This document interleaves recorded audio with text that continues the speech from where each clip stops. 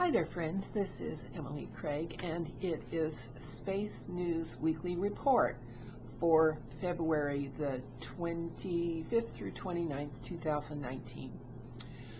Space people are wondering, because they approach our world with a certain knowledge of its topography and how it's built, why it is that people allow themselves to be fooled, why people are so gullible and believe the story of a spinning ball, when right in front of their eyes they can see that the horizon has no curvature. People believe that the sun in the sky is 93 million miles away, and they believe that human society came from monkeys only 6,000 years ago. And the ETs are wondering what sort of governance is going to work for a population that is as gullible and misinformed and easy to fool as mankind appears to be. It's really hard to treat humanity seriously. Let's look back and see what was known a century ago. The Earth is an enclosed plane centered at the North Pole and bounded along its outward edge by a wall of ice.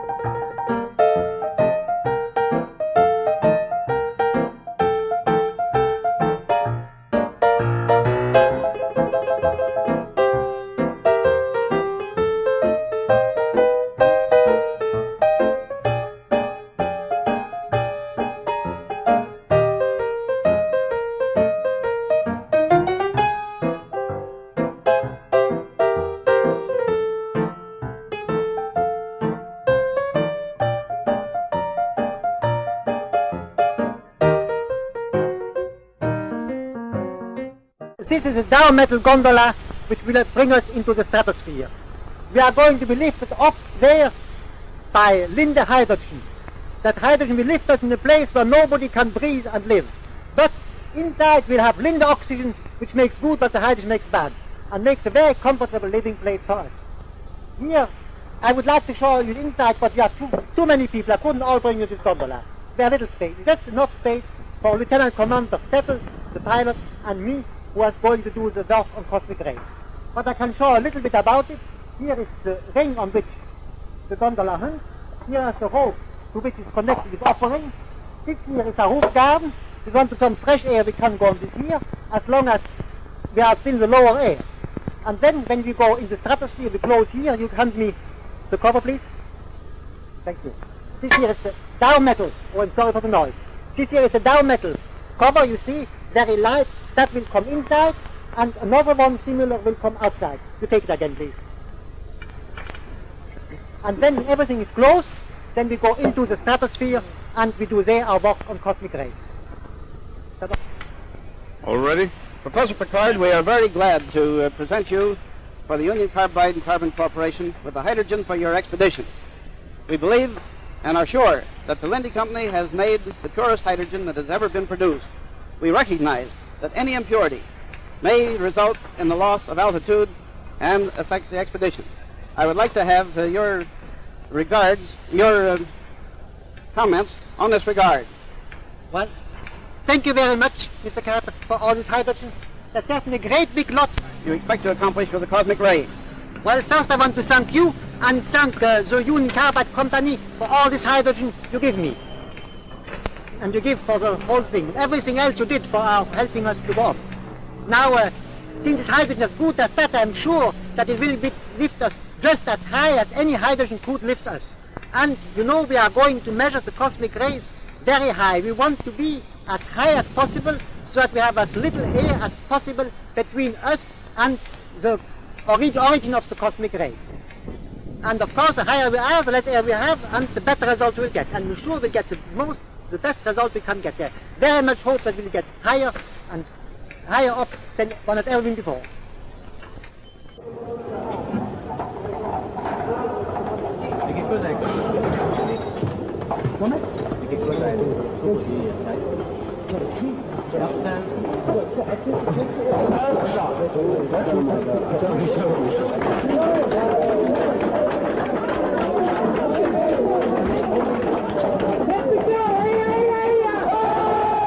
Once again, Professor Piccard, the Belgian scientist, has ascended to heights never before reached by man to study the stratosphere, that unknown region which surrounds the Earth at a distance of more than 7 miles. Last year in May he reached over 9 miles in height, but this time he was out to beat his own record. Accompanied by his assistant, Monsieur Max Cousins, the start was made at dawn from Dubendorf Aerodrome near Zurich. The preparations for the flight began at midnight, but thousands of people had made the journey from Zurich in special trains, whilst a battalion of Swiss troops held down the guy ropes. Professor Piccard himself superintended the arrangements for the inflation of the balloon. And then, when all was ready, he clambered inside the gondola which contained a mass of scientific instruments and gave the signal to let go. The balloon rose quickly and eventually climbed to over 10.5 miles above the Earth. Just imagine, whilst we were sweltering in the heat wave, he was nearly frozen to death in 15 degrees centigrade below zero. After being aloft for over 12 hours, he eventually landed near Lake Garda in Italy. From the practical point of view, Professor Piccard's experiment is of the highest possible importance. But one of the things it will definitely do will be to enable better weather forecasts to be made. We were on the scene as soon as the Austrian Alpine troops you now see on their way to the glacier to recover the envelope and gondola in which the intrepid professors had made a perfect landing. After their amazing air voyage, just imagine, twice as high as Mount Everest, the biggest mountain in the world. The gondola, only 6'7" in diameter, you'll notice is half black one side and half silver the other. Serene and calm, the professor walks down to the village to enjoy a hearty breakfast.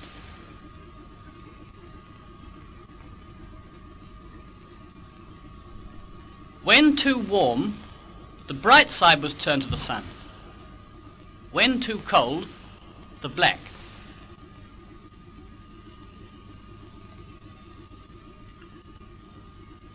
Dr. Kipler was overjoyed as he handed out each of the many instruments, all in perfect order, and recording highly scientific discoveries of the utmost importance.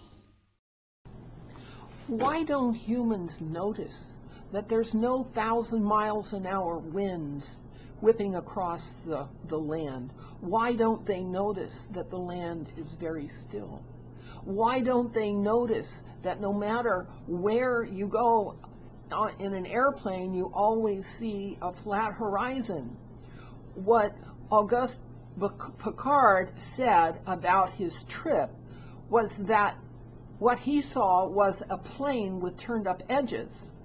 What we know is pilots have a straight across horizon in their heads-up display, and flat earth maps have been prevalent for centuries.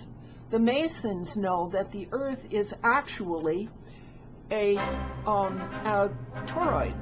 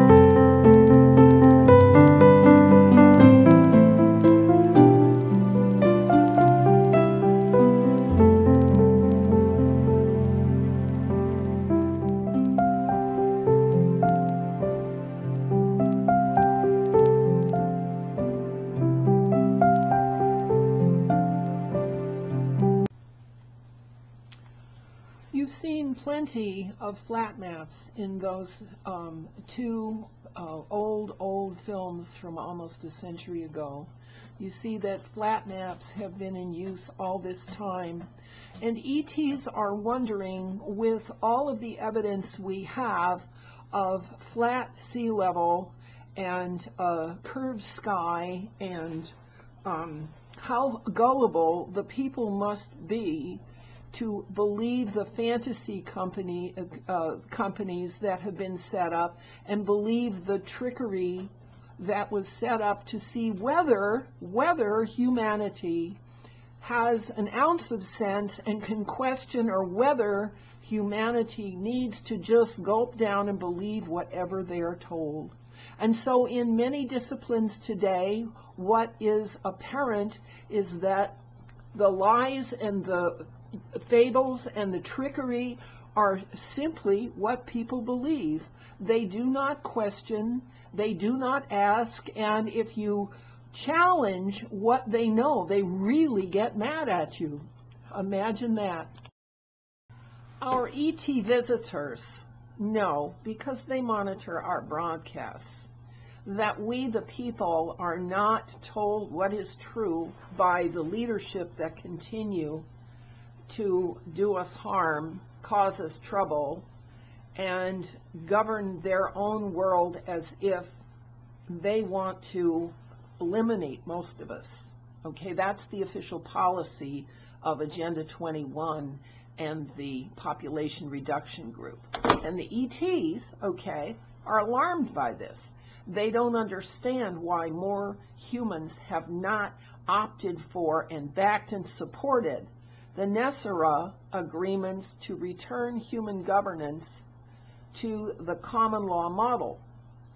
And so my Anunnaki source are having me ask the question, how many humans are willing to take responsibility for restoring and returning human governance to a human and social and civil level, and repudiate the genocide and wars for profit that have been going on in the US and UK for about 200 years? When is humanity going to say, enough is enough? And this has been Emily Craig and Space Weekly Review. Thank you very much for coming by.